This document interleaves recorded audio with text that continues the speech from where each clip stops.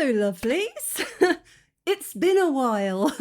It's been about 2 months, I think, since I did a Rwanda Now and Then. So if you're new to the channel, this is where I go back through my diary as a VSO volunteer when I very first came to Rwanda between 2007 and 2009. I'm just reading back through my blog at the time and, remembering what it was like to be brand new in Rwanda. And I did my last one 2 months ago, and I had a whole load of stuff planned. I was going to carry on with the Now and Thens. I was going to do a series on Rwandan folklore. There were a whole load of things I was planning. And then I bought a restaurant. So I got a little bit distracted. The past 2 months have just been an absolute flurry of renovations, staff hiring, staff training, menu design.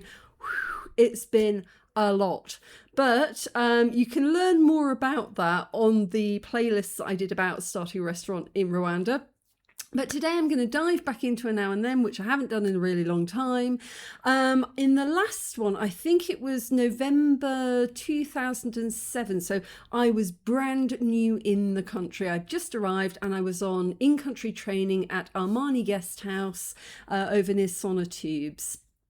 And I think I'd been outside the gate once. Twice. I've been outside the gates of the training centre twice, once to go to the local bar, as you do. And the second time, another volunteer called Joe took me into town and showed me where the post office was, where sort of the original T2000 was, where you could buy household goods. And I met my friend Martine for the first time, who went on to become a lifelong friend. So let's dive into it and see what's happening in this episode. All right, Thursday, the 8th of November, 2007. I think so. This will be like the 4th day in country. Crash and burn. I was still writing GMT +2, so how far ahead of my UK home time I was. Absolutely pants day today, the kind they warn you you'll have in training. Feeling really tired and sensitive all day. Then Mum called and I went to lunch feeling stupidly down. Total culture shock. So brought food back to my room and just burst into tears. Oh dear. Yeah, I mean, VSO were very good in preparing you for this, and kind of the volunteers sort of curve of sort of, you're very excited, you're all excited to be going off to this brand new country you've been preparing for months, you've been through all of the training, you're ready to get on the flight, you get there, everything's new and crazy and it's fascinating and amazing, and then exhaustion hits, because you've been on this kind of constant drive for months and your body just goes, I need a break. And also, I went straight from flying into Rwanda straight into in-country training. I didn't really have much of a break, which was fine and exciting, but eventually your body says stop, and I think this is what happened. Then Martine came to see if I was all right and invited me for a drink at the pub. That's the best way to get a British person over the doldrums, invite them to the pub. Joanne and Morley were French Canadians, and another volunteer, sorry, still crap with names, so I couldn't remember their name, joined us, and we had a nice relaxed drink. And I think this is where I started to realise that I was going to be okay with VSO, because they very much took the human angle of these are human beings coming from the UK or around the world to a completely foreign country, and they gave you time to adjust. It was okay to go and sit in the pub for a bit and collect yourself, or to sit in your room and just close yourself off for a second, because they knew it was overwhelming. They had been doing this for decades by this point. They had seen every variation of adjustment come through the door, and so they were quite good at helping people to feel like they could take the time they needed. Just bummed at the end when they tried to shortchange me, though Martine reckons it was a genuine mistake. Also, some bloke tried to talk to me and I didn't understand a word. So glad Martine was about, and even more glad she's also in Kigali. So like I said, I just met Martine in the last episode down at the shop in town, and she became a lifelong friend. And it's really nice for me to read back through this because I don't remember our early friendship. But yeah, she was based, I don't know if she was in Nyamirambo at that time, but she was based just across town and also in Kigali. So there were some volunteers in Kigali, but a lot of volunteers were out in the sticks all over the rural areas of the country. So you didn't always get to see people on a regular basis. And it was nice to know that Martine was around. And also that part about the shortchanging, I think I've talked about this before, possibly in a Now and Then episode, of, you know, you can be on high alert when you go to a foreign country because, you know, you don't know the money. It's all different colours and different denominations, a lot more zeros on it here. So, you know, you're trying to adjust to how many zeros there are on a piece of paper and, you know, what it all means. Often the language barrier is there and you're on high alert or high tension. Kind of almost expecting to be sort of taken advantage of because people can see that you're a foreigner and you don't know what you're doing. But this happened to me in Armenia as well. Is I was working in Armenia briefly, and the very first time I got there, I went to a local kiosk. I think I was probably buying cigarettes, to be honest. And, you know, the guy gave me back the money and I thought he'd shortchanged me. And I started to say, you know, you've not given me the correct change. And then he counted me through it and he had given me the right change. I was just so sort of almost primed to feel like I was going to be taken advantage of that I accused him of giving me the wrong change and he hadn't. That could have happened here. And I think it is one of those things like you've got to be careful when you go abroad, you know, not to start off with a sort of I don't know if it's a victim mentality, but you know, not to start off with the mentality of everybody's out to take advantage, because most people are pretty honest. Occasionally people will take advantage of you and, you know, then it's okay to lose your cool, but you know, you gotta take a minute and double check before you say that, because yeah, I mean, it's like if somebody accused you of shortchanging them or being dishonest and you weren't being dishonest, you know, it really kind of goes to the heart of your being, you know. It's like so yeah, anyway, but I mean, it's really easy to start feeling that way when you feel very insecure about, you know, the money and the environment and the culture and the language. There's so many things going on that take a minute to focus on the thing that's in front of you, first of all, if that makes sense. Let me know if you've ever been in that situation where you thought you were being taken advantage of, but you weren't. Feeling well sore today from everything. I don't know if I mean like emotionally sore or physically sore, probably both. Need to recover. It was just nice to hear this is perfectly normal and everyone has been through it, or still gets it occasionally. Feel like such a misery guts. Oh well, tomorrow should be better. Last day of training. Some good news though, I've got the house we saw. There's a few envious comments. LOL, laugh out loud. Back in the days before emojis. It is apparently one of a kind. I'm looking forward to seeing it. Yeah, so we were driving around with our program manager in the last episode and I glimpsed the roof of my house over the wall and she said, that's the house you're going to have. And she was smiling because Amanda, our program manager, she was saying it's a very unusual house. I think you're going to like it. And I haven't seen it fully yet, but hopefully we'll get there. So 4 days in and I had a major crash. And I think up until that point, I'd just been on the adrenaline. I'd be kind of on the high, you know, everything was amazing and fascinating. But then, you know, bang, my body went, right, no more today. And it was very, very common. And we'd been prepared for it before, you know, we came and everybody had been through it. So we also knew that although it was common to get that kind of doldrums, it was also common to then get out of it again. Okay, Friday the 9th. So the next day, Cadillac. Oh my goodness, people. Oh my goodness, Cadillac. Cadillac was a nightclub. How do you explain where it was? Wasn't it?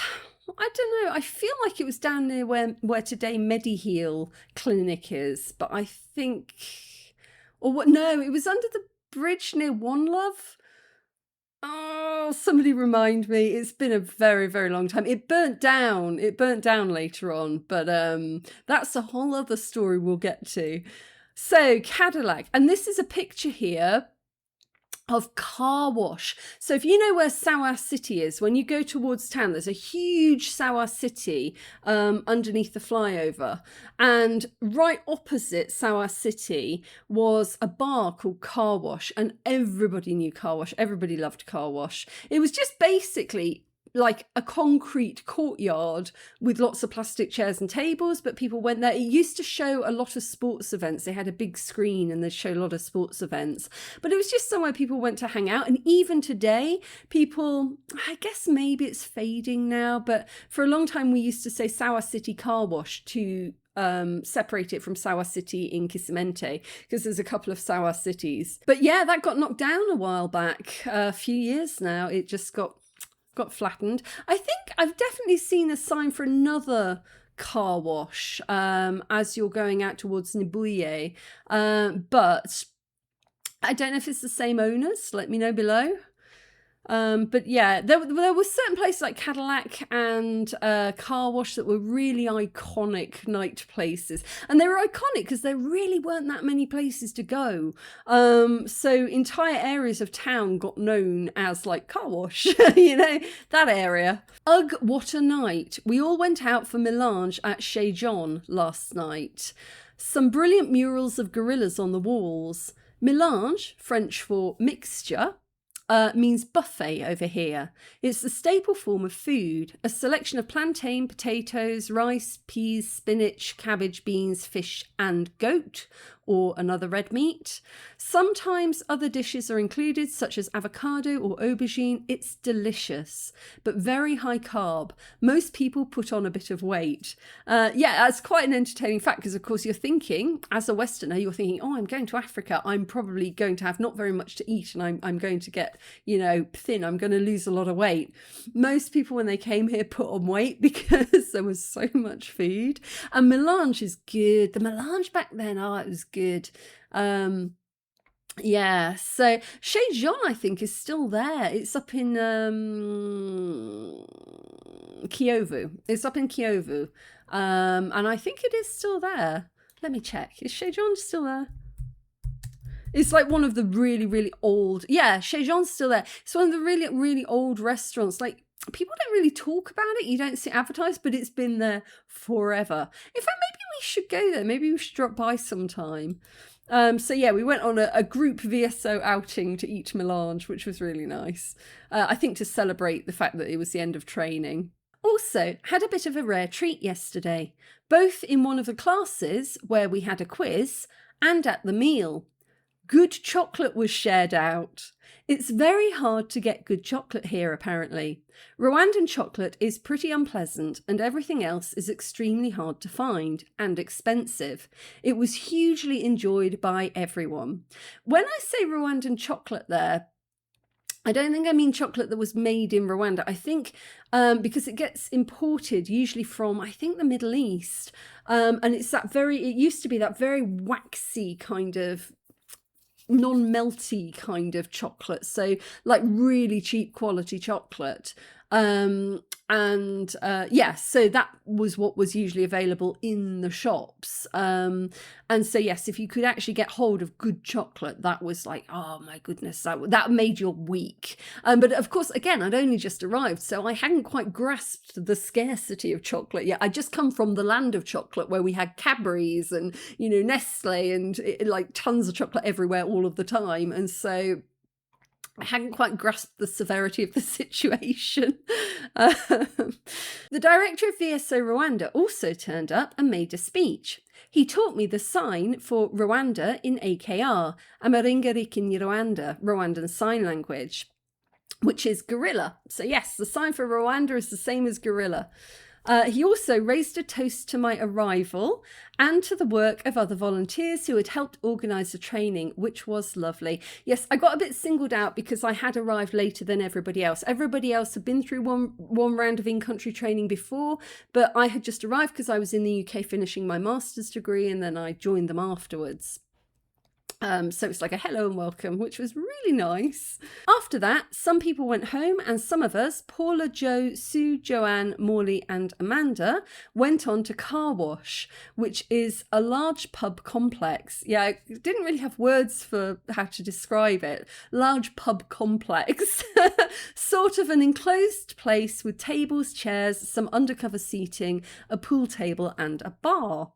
After that, we headed to Cadillac, the nightclub. It was a good, if slightly strange, experience. The carpet is amazing, fluorescent orange, yellow and green. I remember used to walk in and the carpet was black and it looked like silly string. It was like if somebody had sprayed fluorescent silly string of like yellow and green all over it. And like after you'd had a few drinks, it was really disorienting because you'd kind of be looking at it like, yeah, a little bit trippy, to be honest. The music is very good, mostly African with the occasional one we knew from home. The only criticism, and I was very tired at the end, was that you can't just dance without men constantly coming up and trying to dance with you. There's no harm in it. Everyone is extremely tactile with each other, but as Mzungu women, you get a lot more of it. Yeah, I mean, I've talked about this in previous episodes. Like British people, we need a lot of personal space. Like, you know, we need personal space. And in Africa, it's a very tactile continent. You know, people constantly holding hands. Here, there is a greeting where you touch foreheads, and you'd see people dancing really close with anybody who was next to them. And, that was a bit of a shocker for me because as well in the UK, I didn't really go clubbing. I wasn't much of a clubbing girl. I went during my, student days and things like that. But yeah, clubbing wasn't really something I went to. I was more kind of going to bars and pubs and sitting in the garden and things like that. But I was really, really enjoying this experience. But it was an adjustment.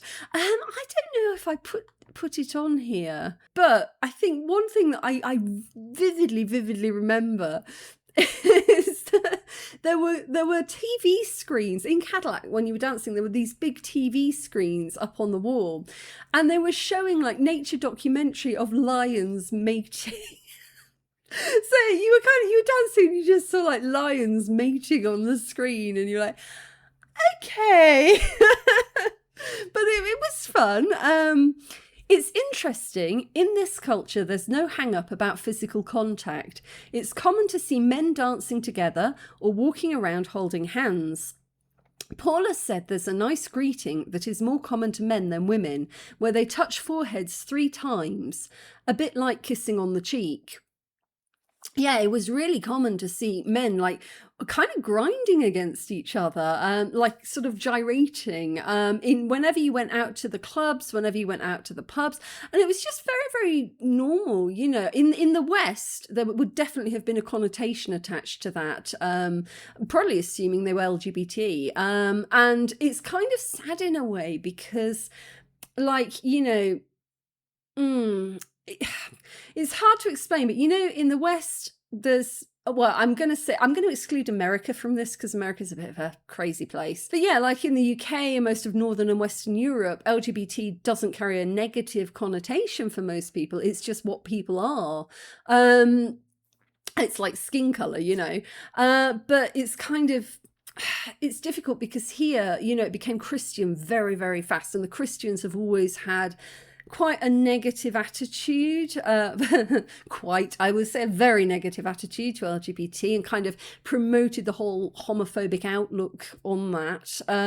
Not to say it doesn't exist, homophobia doesn't exist in other religions, but it does tend to be fundamental religions that have a problem, often with women, often with people of different races and colours, and often with gay people, and so, Rwanda, we're going to get into this a lot more because I was here when Uganda first floated the idea of the death sentence for LGBT people, and we will get into this a lot later down the line. But behaviour that we would have associated in the West with being gay here was not. Like walking down the road holding hands for men especially, and that kind of dancing crotch to crotch. But here it was not. But Rwanda is very, very Christian, and basically I think it caught on quite quickly that foreigners perceived this as LGBT kind of gay men's kind of way of behaving. And nowadays, I couldn't tell you the last time I saw men dancing like that. I can't tell you the last time I saw men walking down the street holding hands. Out in the villages, maybe, but it kind of became this sudden awareness of how the West perceived Rwanda and Rwandan culture. And it created a problem where there was never a problem before. You know, nobody ever thought that that was gay before, but now all of a sudden Western countries perceive this as gay. Therefore, because we're very Christian, this is very, very wrong and we must stop doing it. And now you never see it. So a whole area of Rwandan culture kind of shut down over what they perceived the West to perceive. And it's very, very difficult. We're going to get into this because there's a lot of Rwandan cultural things that stopped in the time that I've been here. That's probably just one of them. We will come across others, but it was kind of sad in a way because, you know, in the West, that wouldn't be a problem for most people. I mean, yeah, of course there's homophobia in the West. Of course there is. There's fundamental religions and fundamental Christians and fundamental Islam and all of that going on in the West as well. But the majority of countries in the West now are atheists, majority, not atheists, but non-religious. And that makes life a lot easier for everybody because there isn't this kind of hate-fueled fundamental polarization of how people should behave and how people should act and how people should live their lives according to this strict dogma that was written 2,000 years ago. You know, whereas here, of course, you know, it took us 2,000 years to get over Christianity in the West, and we're still at it. We're still working at that. Whereas here, it was only introduced about 150 years tops, and so it's still kind of a new thing and people are very virulently into it, and therefore upholding very, very strict dogma and religious tenets still, whereas we've kind of relaxed it and left it a little bit in the West. So it's interesting and it's sad because, you know, those people in the club, they were having a great time. They were just, you know, they weren't self-conscious. They were just enjoying themselves, having a drink, having a dance. And then I guess somewhere along the line, that kind of awareness of, oh, what other people must think of us seeped in. And it kind of closed down quite a joyful and happy and innocuous sort of way of being. And like I said, that isn't the only thing I've seen change like that. And I'll mention some more later on. But for me, it was just very... It was interesting. But yeah, back then, men dancing with men and walking down the road holding hands, very, very common. And, you know, there was nothing read into that. It was a good night. Paula and I drank more than our fair share of waraji. So waraji was Ugandan war gin. I mean, I think you can still get it. I haven't seen it on the shelves for ages. There's other stuff like koninji. I can't remember. There's other alcohol now, but waraji used to be the staple. And waraji just means war gin. I think it was like distilled during Second World War, maybe First World War, I don't know. I need to look up the history of waraji. But yeah, that was powerful stuff. Like, you could multitask with it. You could drink it, you could take off nail polish, you could strip paint off doors with that stuff. It was, you know, multi-purpose.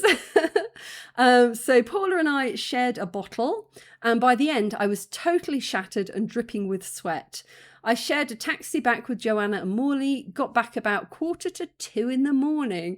Welcome to Kigali. And I think something else I haven't mentioned here, but what was really, really nice is the fact that, you know, back then, people of all ages went to the club. I saw this as well in Sierra Leone later on when I went, is that, you know, going to the club wasn't just something you did when you were like in your teens and, you know, early 20s. Anybody could go. Like, you saw people of all ages there just dancing. You put your bags in the middle and everybody dancing around. And it was really, really nice. It was kind of an inclusive celebration, everybody dancing, no matter your age or where you're from. It was lovely.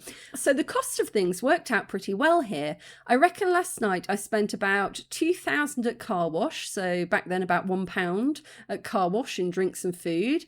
The meal was covered by VSO. And then I spent 1,500 to get into Cadillac, 1,000 on water when I was in there, so 500 a bottle. So about 25 pence for a bottle of water, and 1,000 sharing the cab home. So 3,000 split 3 ways. So the total came to about 5,500 or £5.50. Oh yes, sorry. Yeah, so back then, £1 equaled about 1,000 francs. Today, it's half of that. So today, 6,000 francs would be about £3, whereas then it would have been about £6. So yeah, the value of the franc kind of halved in that time. So yeah, back then £5.50, which in the 2007, it wasn't nothing. But coming from the UK, it was still extremely cheap. Although you can't start thinking in those terms because you get paid in francs, so you're not living off sterling in the first place. But it's an interesting comparison. Yeah. I'm having that problem now because I paid for a lot of the renovations for the restaurant in pounds sterling from the UK. And of course, I have to think in terms of we are going to be earning in francs, not in pounds. So it's going to take me twice that amount in francs to make back what I spent in pounds. Yeah. I need to always remember that in my head. I mean, the mathematics of travel and currency are, it's a lot, to get your head around to begin with. Anyway, I must go pack now. I had a brilliant lie-in this morning and woke up naturally. I'm now moving in with Martine across town for a couple of days, then into my own house, hopefully on Monday. Martine offered to take me in yesterday instead of going to another B&B. She's going to teach me how to use my water purifier, my gas stove and my gas lamp, which arrived yesterday. So yeah, oh goodness, this is how it all began. Yeah, because they are, the house wasn't quite ready, but the training had finished, so I needed to move somewhere in between training and my house. And so the option was an Airbnb. Airbnb didn't even exist back then. What am I saying? There was no such thing as Airbnb back then. When did Airbnb begin? Oh, Airbnb. The first ever Airbnb began October 2007. So 1 month before I arrived, Airbnb began. But nobody had heard about it then. Nobody knew what it was back then. So yeah, it was either a B&B or move in with Martina. She very kindly offered to show me a few things, to learn a few things. So yeah, all right. I think we've got time for one more. 11th of November, 2007. So a little bit later on. Oh, this is a Kiva Guto. I've done a video about a Kiva Guto. It's basically fermented milk drink, like yogurt, like plain yogurt. Very popular here, and it still comes in those cartons. You still buy it in those cartons today. We actually sell it at our restaurant. If you want to come and try Kiva Guto, we do actually sell it at the Cauldron, and you can come and have a little taste. Just for curiosity's sake. Just sitting here with Martine, sorting out our emails and blogs in preparation for the internet cafe later. Pop it on a flash drive and take it with us. Yeah, so we didn't have internet at home back then. You had to go to an internet cafe. And both of us, I think, were keeping blogs. And you type everything up on your computer, put it on the flash disk, and then go into town to upload things, which was really nice. Yesterday, I mostly slept. We got to Martine's, which is a lovely house with 2 bedrooms and potential for a third, a kitchen, large living room and bathroom with a shower, toilet and basin. Funny thing is that you can only get water from the shower tap. It doesn't go up the shower or come out of the basin. None of the volunteers have hot water either. So yeah, no houses back then had hot water. I still don't have hot water here. The only time I have hot water here is if I'm taking a shower, because I've got an electric shower which heats the water as it comes out, but I don't have hot water coming out of the taps. She had the shower and she had the basin and everything set up for a bathroom, but there was only one tap that the water came out of. That was really common. I lived in houses like that even when I moved back to Rwanda later. I lived in a house in Kanombe where it had the most beautiful tiled bathrooms with showers and everything, and no running water at all. I think they built it in preparation that one day there would be water. She also has a guard called Eric who lives around the back. This is very common for female volunteers, and the cost is covered by VSO. They seem to cost around 25,000 francs a month, so £25 back then.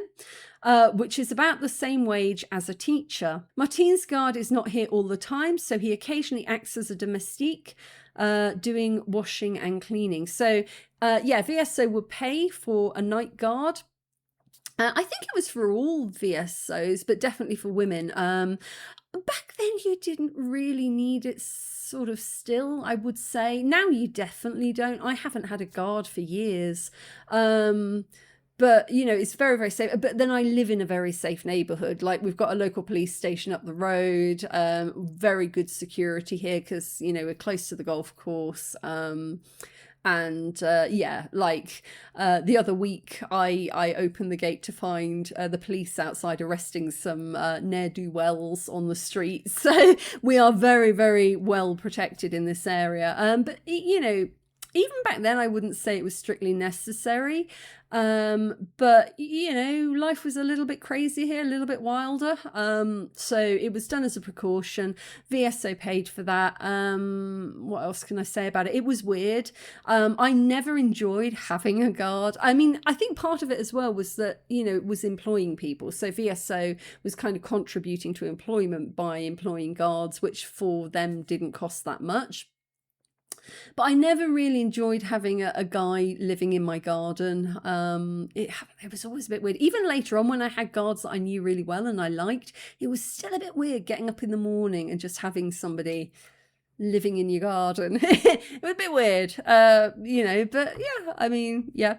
But they also often doubled as housekeepers. Back then we would say domestique. Today I would say a housekeeper, you know, doing a bit of laundry because nobody had washing machines back then. So they'd do the laundry, do a bit of cleaning around the house and also go and get things for you. And that was the main reason a lot of people had guards, is because, you know, the language barrier was a lot back then. Like mostly it was Kinyarwanda or a little bit of French. English wasn't really so common. And of course, the moment anybody saw you coming in the local market, the prices would double. So often they'd just send guards out to go and buy things for you because, you know, they could speak Kinyarwanda and they would get a better price. So yeah, they multitasked. This is something that is very hard to get your head around, but most volunteers also pay a domestique to come once or twice a week. I suppose it's not much different to mum hiring a cleaner, and local people are grateful to be employed.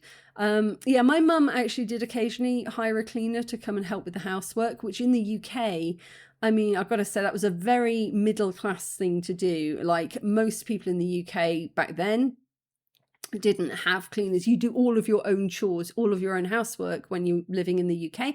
But it's a lot easier because we have all of these things like hoovers, steamers. We've got all of this equipment, washing machines, hot water. We've got all of these things that make it a lot easier to do your own household cleaning in the UK. Whereas here, you know, we didn't have any of that equipment. And when you wash the floors, you're doing it with like a squidgy and water on the floor. There's different ways of doing things that a lot of Westerners weren't familiar with.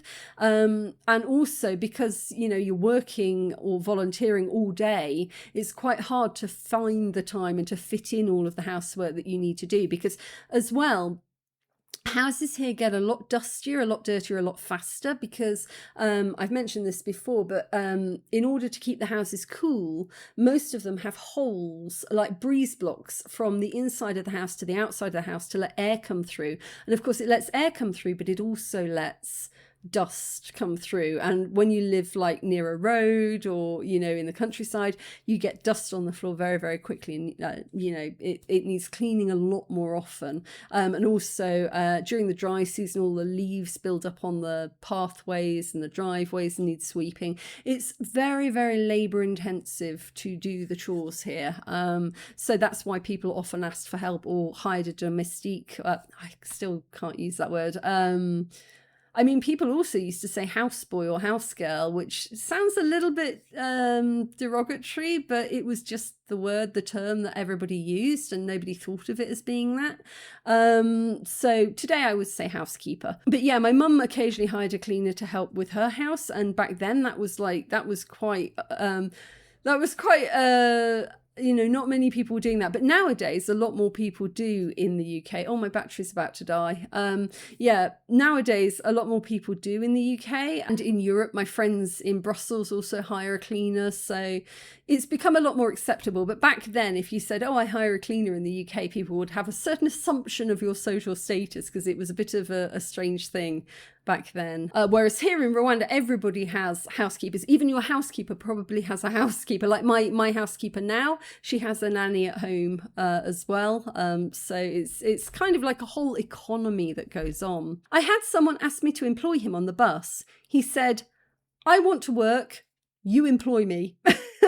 There's also the problem of working a full day from 8 a.m. till 5 p.m, it being dark at 6 p.m. when you get home, and having no time to shop, which you have to do daily because you don't have a fridge. Yeah, there was no fridge, so you had to buy everything fresh every day.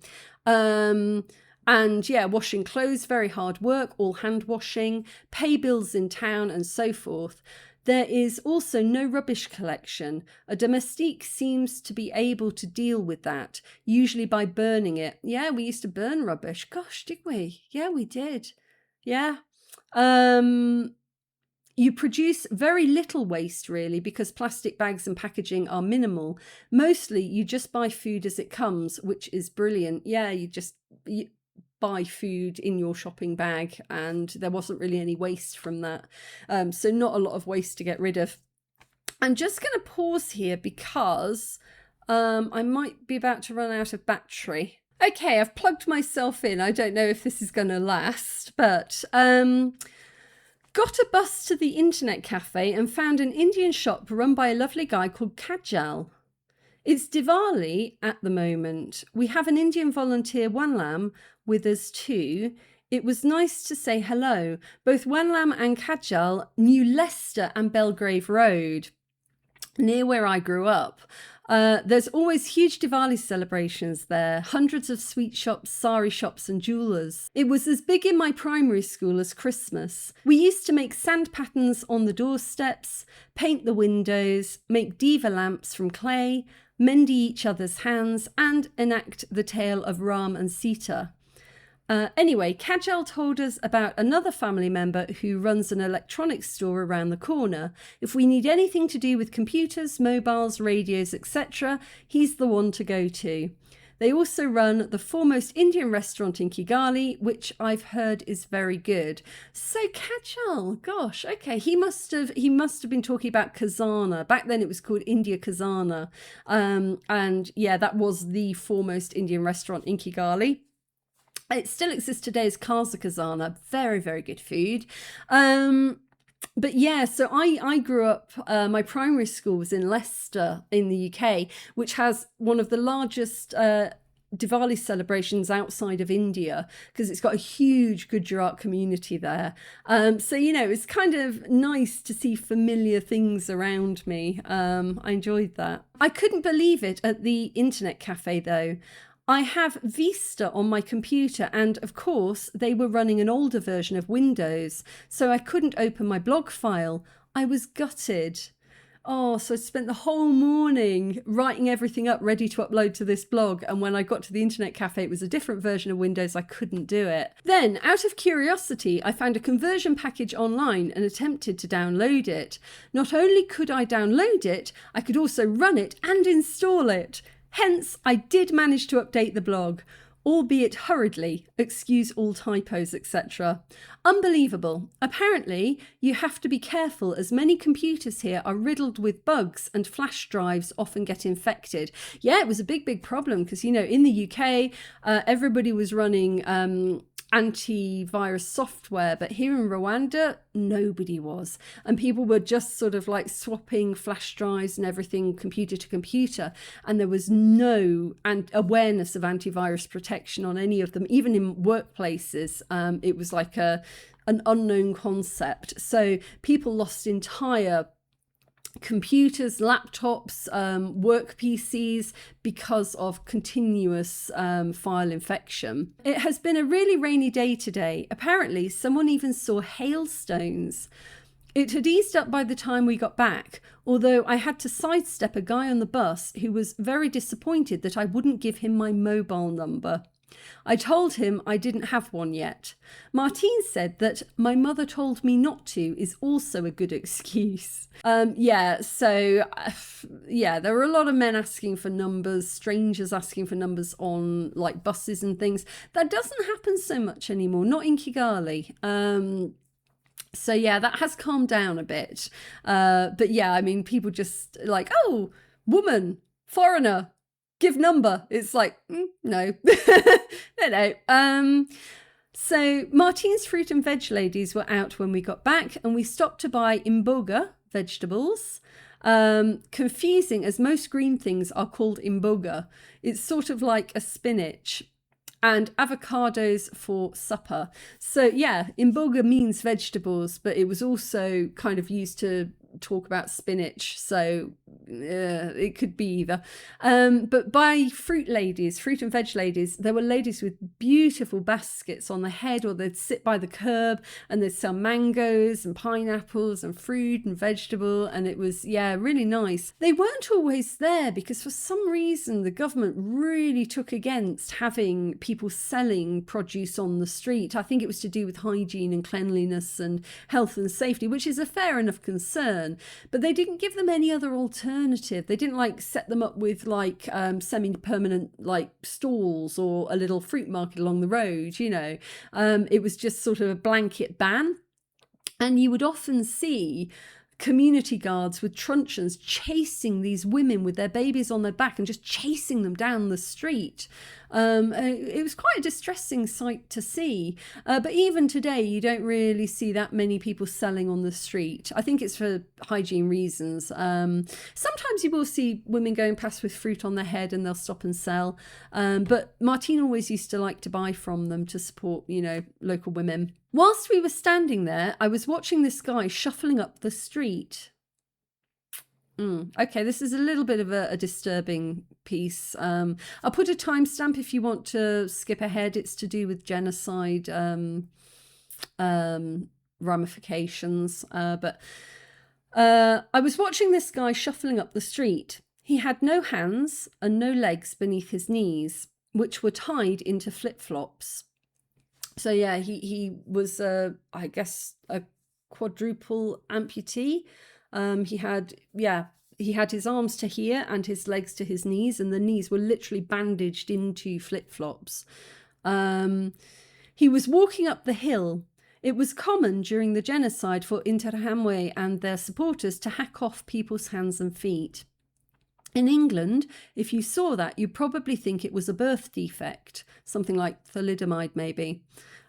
Here, you know that someone has physically done that to another person. He probably passed the people who did it every single day. Yeah, because people still lived in the same places, the same communities. There wasn't anywhere else to move to, so he was probably passing the people who did that to him. Apparently, there's loads of people just like him. They beg in town because disabled people have big stigma here, but he probably once had a really good job or craft. Just occasionally you see something like that and it makes you stop. Otherwise, you would never know that anything had happened here. Yeah. When it got dark, I took the kerosene stove outside. I read my book with a mug of wiraji and Coke whilst cooking the veg and a couple of eggs. Martine made a fruit salad from papaya, passion fruit and banana. We also bought some cheese. Rwanda makes the most wonderful cheese. It's a big treat. If you're going to someone's house, you take a cheese. Everyone likes cheese. We also bought a kivaguto, which is a sour drinking yogurt, like runny Greek yogurt. I'm not too sure whether I like it or not, but it's very good for you, especially if you're on doxycycline, as it's good for your stomach bacteria. So it had probiotics in it because it's just, it's fermented milk. And doxycycline, which was the anti-malarial that I was on, that had a habit of being a bit harsh on your tummy. So any way that you could improve your gut bacteria whilst taking doxy was a good thing. So yeah, I mean, it was quite impressive how dairy forward Rwanda is, with cheese and akivaguto. Yeah, and it was a good time. I just left the training centre and I was sitting there with Martine. She taught me how to use the little kerosene stove that we had. I mean, it wasn't attached to a gas bottle, I don't think. Was it? No, we didn't have a gas bottle. It was just, you filled it up with kerosene and you lit it. And then you cooked a pot on top of it. And yeah, very fresh food. We'd just bought it from the ladies outside. And yeah, I had been relocated across town. I don't think I said it here because I don't think I knew where I was or how to pronounce it, but she was living in Nyamirambo. So at the very top of the hill, if you go to Nyamirambo and you go all the way up past the stadium, all the way up to the very top of the hill, there used to be a place there called Panorama and Sun City Hotel, I think. She lived right next to Sun City Hotel, so right at the very top of the hill in Nyamirambo. Yeah, so that was me settling in. Anyway, I've talked for a while now, so I think I'm just going to stop because I think my battery's about to die. And it's nice to be getting back into this, and we'll do a few more of these now that the restaurant is calming down a little bit. But now I have to go to work, and I shall see you in the next one.